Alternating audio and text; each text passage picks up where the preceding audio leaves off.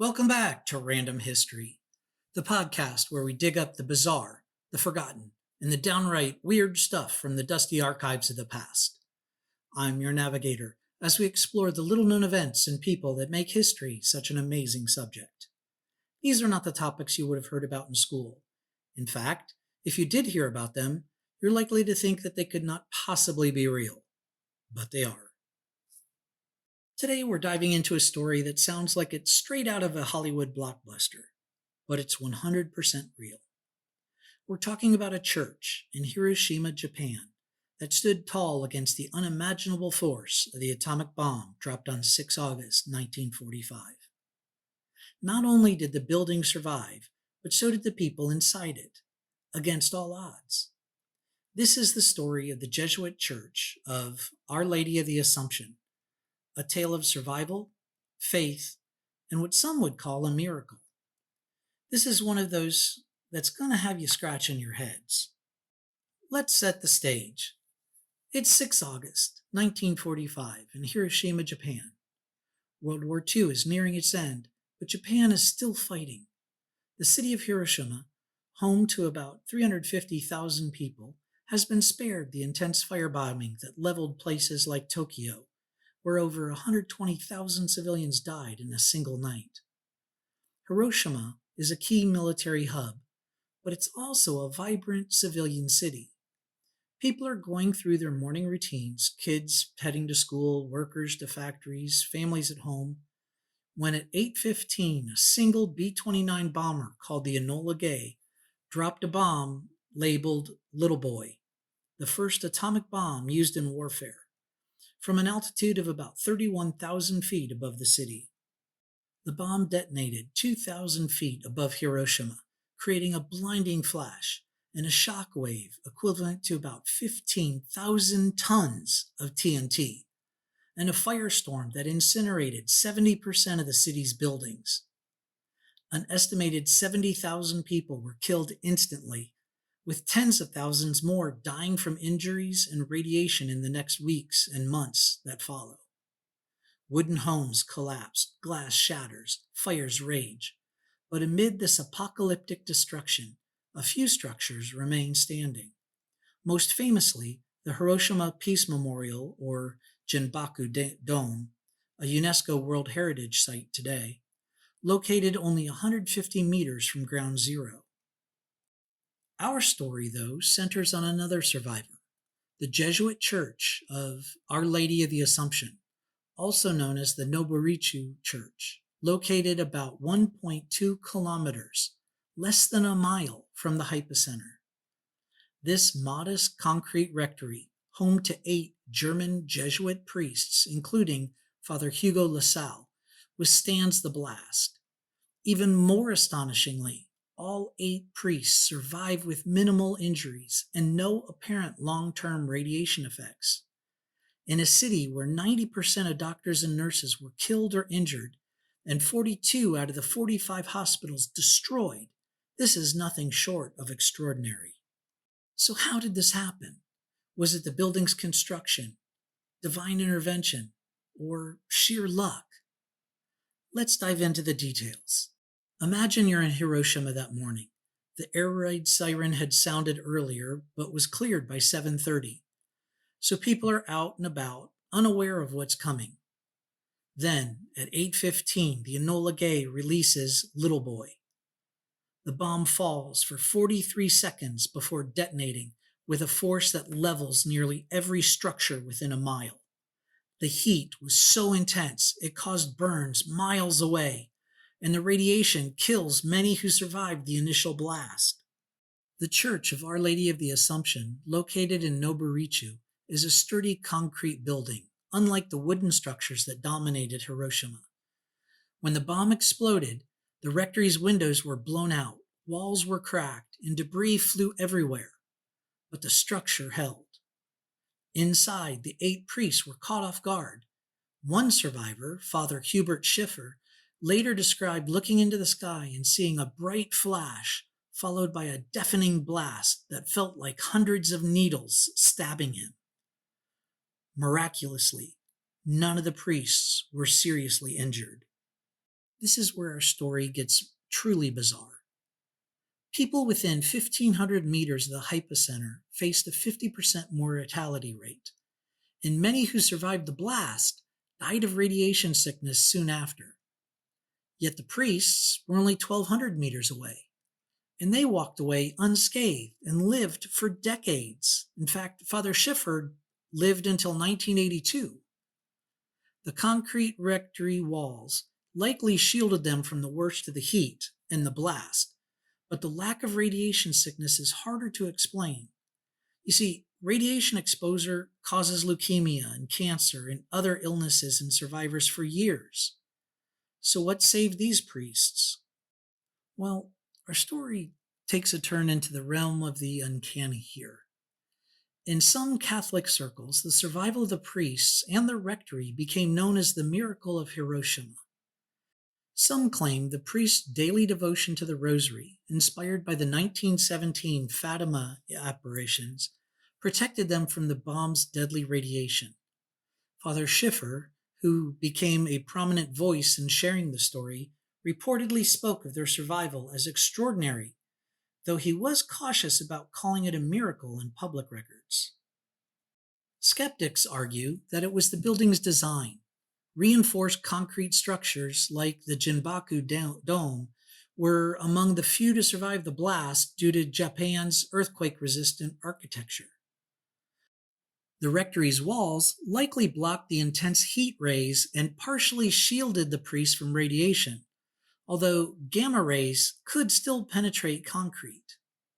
Still, the priest's long-term health, living decades without radiation-related illnesses, defies statistical odds.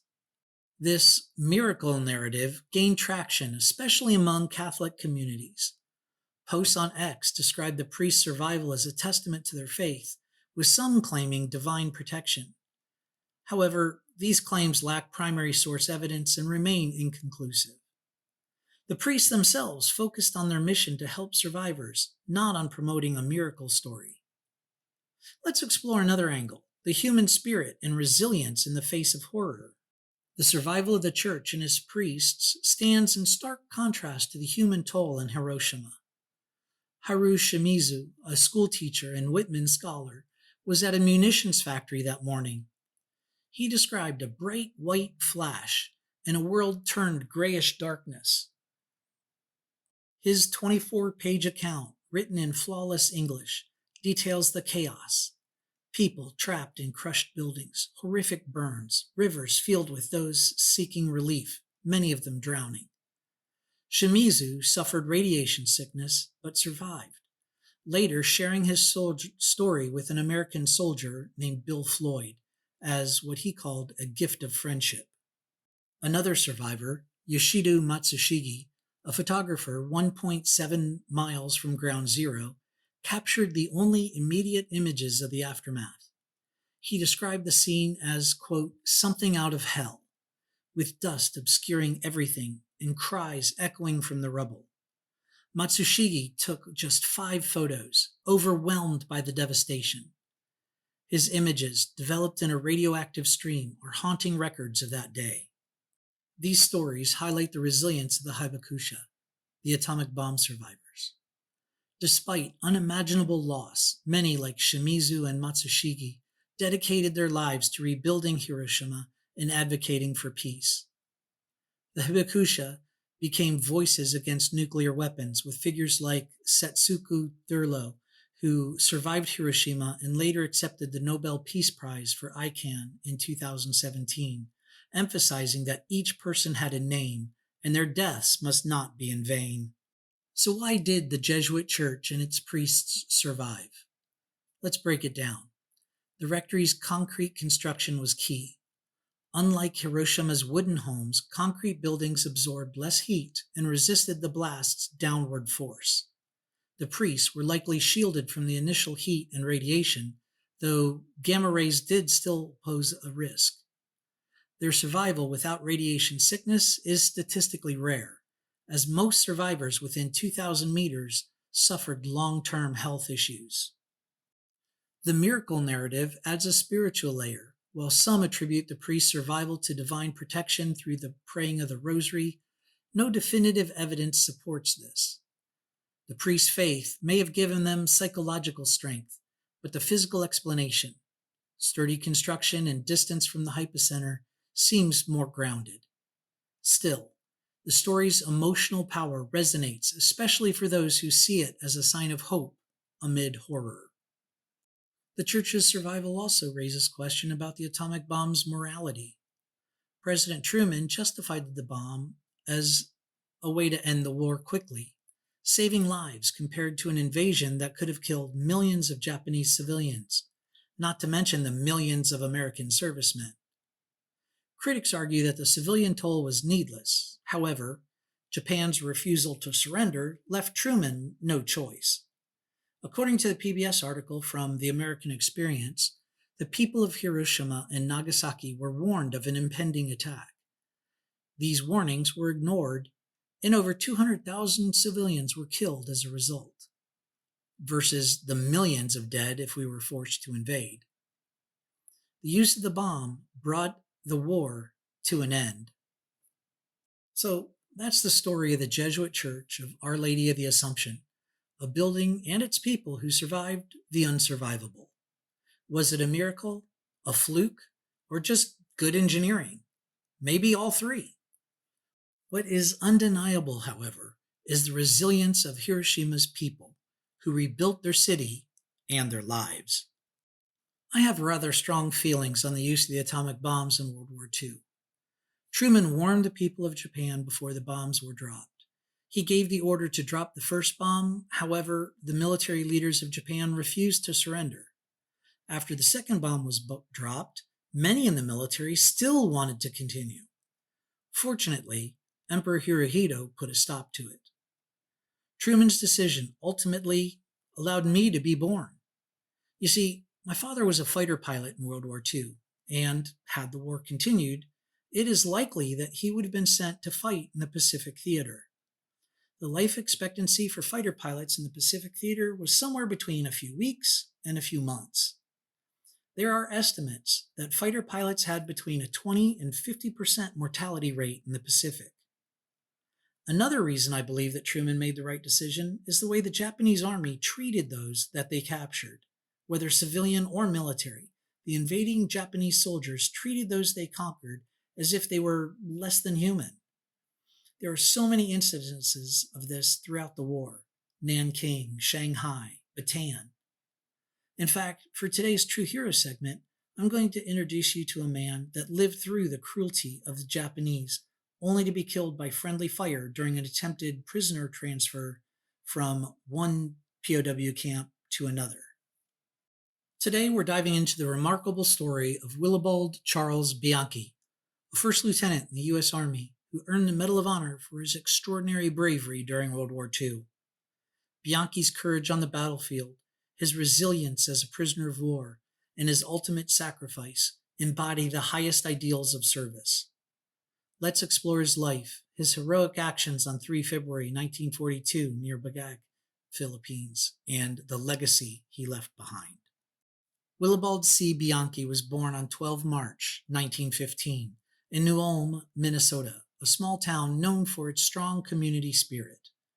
Growing up, Bianchi was shaped by the values of hard work and patriotism. After graduating from high school, he pursued higher education at South Dakota State University, earning his degree in 1939. During his time there, he joined the Reserve Officer Training Corps, or ROTC, a decision that set the course for his military career. In 1940, Bianchi received his commission as a second lieutenant in the U.S. Army, and by 1942, he was serving as a first lieutenant with the 45th Infantry Regiment Philippine Scouts in the Philippines. This elite unit, composed of American officers and Filipino enlisted men, was known for its discipline and effectiveness. Bianchi's early life reflects the journey of many young Americans of this era, driven by a sense of duty to serve their country as global tensions escalated. His education and ROTC training prepared him for the challenges of leadership in a time of war, but nothing could fully prepare him for the trials he would face in the jungles of Bataan.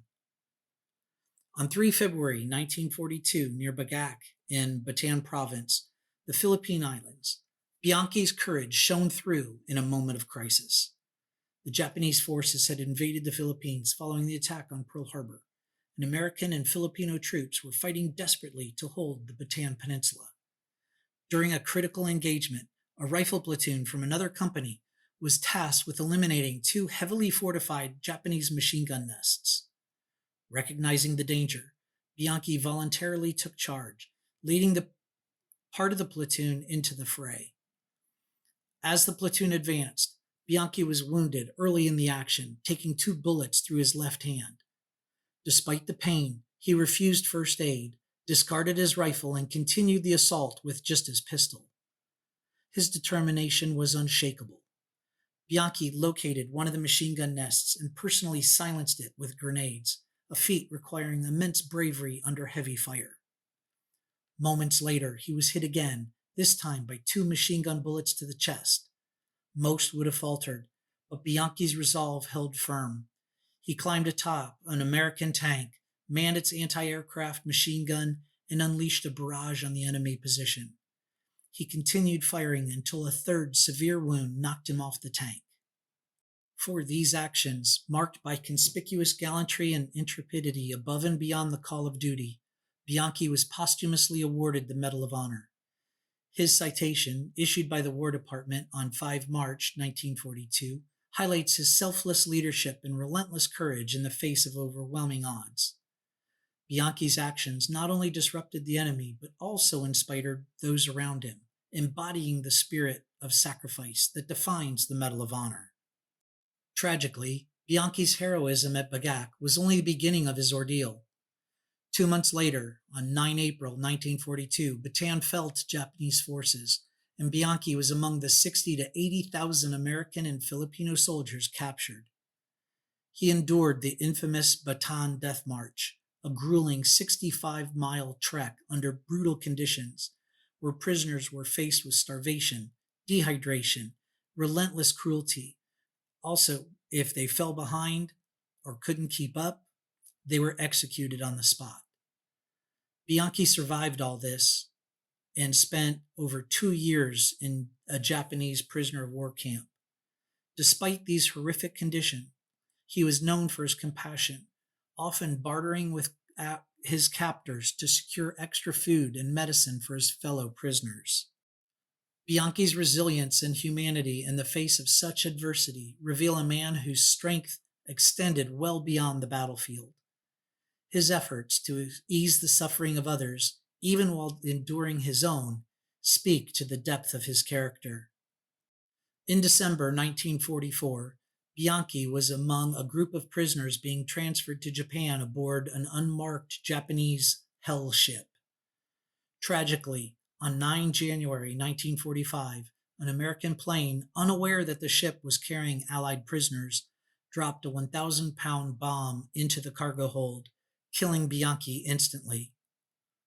His was one of the few bodies identified among the 400 men lost in the attack.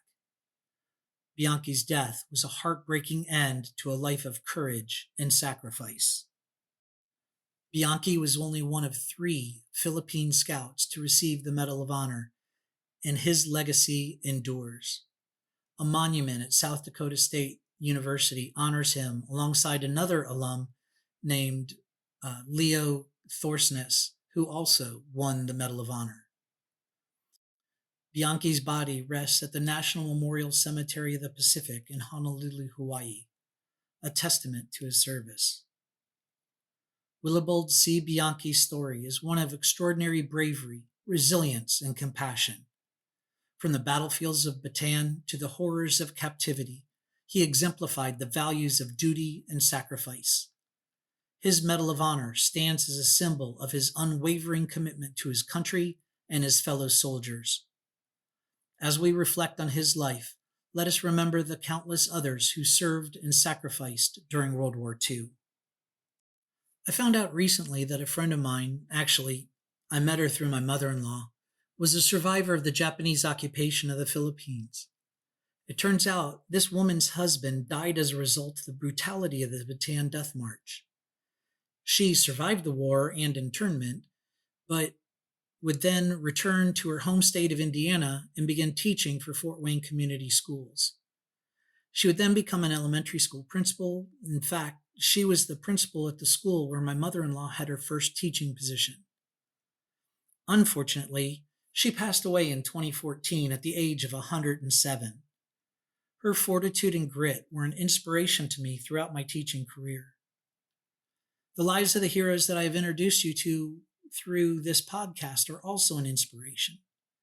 Their bravery, sacrifice, and grit are key aspects of their character that earns them the title of American hero. This brings us to the end of another episode of Random History. I hope you enjoyed it and will come back and listen to future episodes. If you'd like to review the transcript or sources for this episode, click the link in the description. You can also make suggestions for future topics by clicking that same link or shooting us an email. As always, I want to thank Argos Media for producing Random History and to thank my wife for her continued support and inspiration. Until next time, make some history of your own. Navigator out.